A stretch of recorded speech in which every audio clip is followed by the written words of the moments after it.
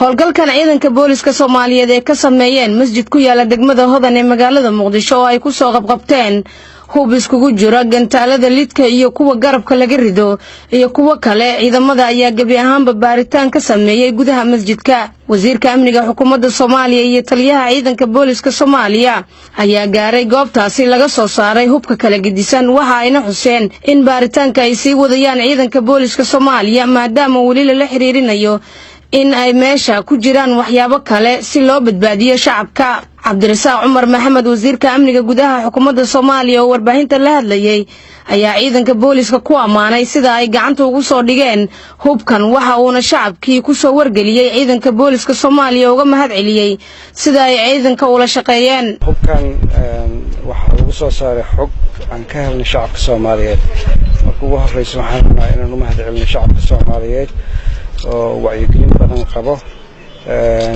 waxay ka turjumaysaa runtii dagaalka lagula jiro kooxaha nabadiidka ah ee qayb ka yihiin shacabka Soomaaliyeed meel walba joogaan. xogtan oo ay heleen ciidanka booliska Soomaaliyeed isla markaasna tallaabadii ugu horreysay ee ciidanka booliska Soomaaliyeed ay sameeyeen kuna xaqiijiyeen runtii inay hubkaas aad arkaysaan oo khatartiisa leh oo weli ay socoto hawshiisii inta dhimanna in meesha laga soo saaro ay soo saareen ciidanka booliska Soomaaliyeed runtii aad iyo aad baan ugu mahad celinaynaa hawshaas